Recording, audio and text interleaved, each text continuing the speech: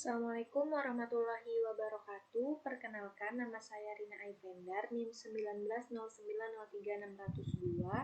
Video ini merupakan video final test untuk praktikum Operational Research modul pertama, yaitu Linear Goal Programming.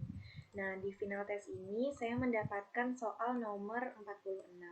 Jadi di permasalahan Linear Goal Programming ini ada permasalahan dari PT Rumah Sukses yang memproduksi 3 jenis kemeja, yaitu kemeja A, B, dan juga C. Nah, tiap-tiap pembuatan kemeja ini dia melalui 3 tahapan, yaitu pengukuran, pemotongan bahan, dan penjahitan. Nah, untuk detail dari setiap prosesnya itu dikerjakan berapa lama, itu bisa terlampir di tabel. Jadi untuk kemeja A, pengukurannya itu selama 2 jam, pemotongan bahannya selama 1 jam, dan penjahitannya selama 6 jam. Untuk kemeja B, pengukurannya itu 3 jam, pemotongan bahan 2 jam, penjahitan 7 jam. Kemeja C, pengukurannya 2 jam, pemotongan bahan 2 jam, dan penjahitannya adalah 6 jam. Nah, untuk pengukuran dalam 1 minggu itu hanya berlangsung maksimal 20 jam. Pemotongan bahan juga berlangsung selama 20 jam dalam seminggu dan penjahitan selama 40 jam dalam seminggu. Nah, PT Rumah Sukses ini dia menetapkan 4 prioritas yang dapat menunjang kinerja dan juga keuntungan yang diinginkan dari perusahaan. Untuk prioritas pertama adalah meminimkan ketidakcapaian total produksi sebesar 12 lembar per minggu. Prioritas kedua adalah meminimkan ketidakcapaian produksi kurang dari 13 lembar kemeja A per minggu.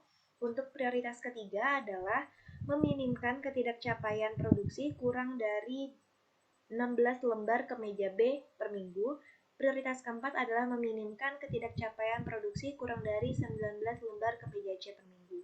Nah, selanjutnya kita akan membuat model matematika dan menyelesaikan permasalahan dengan menggunakan software Lingo.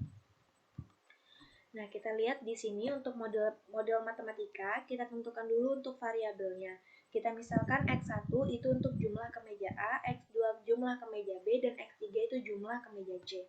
Dan di sini juga ditetapkan prioritas-prioritas dari prioritas 1 sampai dengan prioritas 4. Lalu untuk formulasinya, di sini ditetapkan fungsi tujuan. Nah, di fungsi tujuan ini dia ada nilai untuk deviasi. Jadi untuk di goal programming, karena dia terdiri dari beberapa tujuan atau lebih dari satu goals, jadi dia ada nilai deviasinya atau nilai penyimpangan. Nilai penyimpangan itu ada dua, ada yang negatif dan ada yang positif. Negatif itu jika terdapat prioritas di mana dia nilai prioritasnya itu tidak boleh kurang dari nilai prioritas yang sudah ditentukan. Nah, untuk D+, itu nilai prioritasnya itu tidak boleh lebih dari prioritas yang sudah ditentukan. Nah, jadi misalnya untuk prioritas 1, dia meminimkan ketidakcapaian total produksi sebesar 12 lembar per minggu. Jadi artinya dalam 1 minggu itu dia minimal memproduksi 12 lembar. Kalau kurang dari 12 lembar berarti dia mengalami penyimpangan. Nah, jadi untuk fungsi tujuan, dia meminimkan prioritas 1 itu demin, prioritas kedua itu juga demin, karena di sini dia juga meminimkan ketidakcapaian produksi kurang dari 13 lembar kemeja A per minggunya. Prioritas ketiga dan keempat juga sama, yaitu meminimkan ketidakcapaian produksi kurang dari 16 lembar. Kurang dari kalau untuk kemeja B 16 lembar, untuk kemeja C 19 lembar. Nah, lalu ada batasan-batasan. Nah, batasan yang pertama ini berasal dari proses yang pertama itu adalah pengukuran. Nah, jadi untuk proses yang pertama itu pengukuran untuk kemeja A 2 jam, kemeja B 3 jam, dan kemeja C 2 jam, dimana pengukuran itu maksimal 20 jam dalam seminggu. Jadi 2x1 tambah 3x2 tambah 2x3 kurang dari sama dengan 20. Lalu untuk batasan yang kedua yaitu pemotongan bahan, X1 tambah 2X2 ditambah 2X3 kurang dari sama dengan 20. Untuk penjahitan itu 6X1 tambah 7X2 ditambah 6X3 kurang dari sama dengan 40. Nah, untuk batasan selanjutnya itu berasal dari skala prioritasnya. Jadi untuk prioritas pertama yaitu total produksi minimal 12 lembar per minggu kan. Jadi X1 ditambah X2 tambah X3 ditambah karena dia prioritas pertama, jadi D1 min dikurang D1 plus sama dengan 12. Untuk prioritas kedua ditujukan untuk ke meja A, jadi X1 ditambah tambah D2 min dikurangin D2 plus sama dengan 13.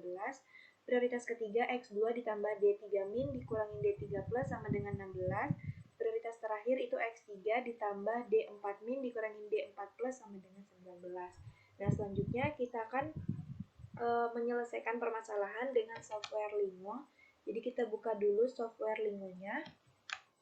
Nah, selanjutnya dari formulasi model matematis ini kita convert ke dalam atau kita masukkan ke dalam Lingonya. Nah, di sini untuk D-min kalau di Lingo itu dituliskan dengan nilai DB. Itu untuk D-minnya. DB itu untuk D-min, lalu DA itu untuk D+. Ya, boleh kapital, boleh juga non kapital. Jadi tujuan yang pertama adalah meminimkan DB1, lalu meminimkan atau D-2, jadi DB2, lalu D-3, dan D-4. Lalu untuk subject to itu berasal dari batasannya. Nah, di sini kita tulis aja 2x1 tambah 3x2 tambah 2x3 kurang dari sama dengan 20. Lalu x1 ditambah 2x2 ditambah 2x3 kurang dari sama dengan 20. Lalu 6x1 tambah 7x2 ditambah 6x3 kurang dari sama dengan 40. Lalu x1 tambah x2 tambah x3 ditambah db1 dikurangin da1 sama dengan 12. Lalu x1 ditambah db2 dikurangin da2 sama dengan 13. Lalu X2 ditambah DB3 kurang DA3 sama dengan 16. Lalu X3 itu, lalu untuk prioritas terakhir X3 ditambah DB4 dikurangin DA4 sama dengan 19. Lalu tidak lupa kita tulis N. Setelah kita tulis atau kita ketikkan formulasinya, lalu kita langsung solve aja. Nah, di sini akan muncul hasil-hasil dari permasalahan. Nah, jadi untuk hasil yang pertama itu di bagian Global Optimal Solution Found, itu untuk nilai objective value-nya itu sebesar 46,6667 atau 46,67. Lalu invisible-nya itu 0 dan untuk iterasi dari permasalahan ini adalah sebanyak 7. Nah, lalu di sini kita bisa lihat untuk nilai dari X1 itu sebesar 6,67 atau sebesar 7 unit atau 7 lembar. Untuk X2-nya itu 0 dan X3-nya itu 0. Nah, lalu untuk selanjutnya itu adalah mencari nilai reduce cost-nya. Nah, di sini kita bisa lihat nilai reduce cost ini merupakan nilai yang memberikan informasi mengenai sejauh mana nilai CJ itu harus diturunkan atau nilai dari value-nya ini diturunkan agar nilai variabel keputusan itu menjadi positif. Nah, kita lihat di sini.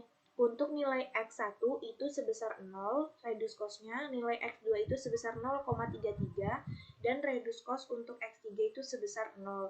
Nah, jika nilainya ini kan semuanya 0, artinya tidak terjadi pengurangan. Lalu untuk nilai slack or surplus-nya, untuk baris pertama itu senilai 46,67, baris kedua senilai 6,67, dan baris ketiga itu senilai 13,33. Lalu untuk baris keempat sampai dengan ke-8 itu sebesar 0. Nah, untuk baris 1, 2, dan baris 3 ini disebut sebagai kendala yang aktif atau variabel non-basis. Lalu untuk baris keempat dan baris ke-8 itu disebut sebagai kendala non-aktif atau variabel basis. Nah, untuk nilai dual price ini nilai yang menginformasikan perubahan pada nilai fungsi tujuan apabila ruas kanannya itu berubah 1 unit. Nah, kita lihat di sini. Untuk baris pertama, 5, 6, 7, dan 8 itu bernilai negatif 1. Artinya, bila ruas kanannya itu diubah sebesar 1, maka akan menghasilkan nilai itu fungsi tujuannya berkurang 1. Lalu untuk variabel atau baris 2 dan 3 itu bernilai 0, artinya tidak akan terjadi penambahan atau pengurangan pada nilai fungsi tujuan apabila ruas kanannya berubah. Nah, untuk baris keempat itu dual trace-nya sebesar 0,33. Jika dibulatkan maka 0, maka hasilnya juga sama, tidak akan terjadi penambahan atau pengurangan nilai dari fungsi tujuan apabila nilai ruas kanannya berubah. Nah, itu tadi untuk hasil dari dari permasalahan PT rumah PT PT Rumah Sukses untuk menyelesaikan pembuatan dari kemeja A, B, dan juga kemeja C menggunakan software Lingo. Terima kasih.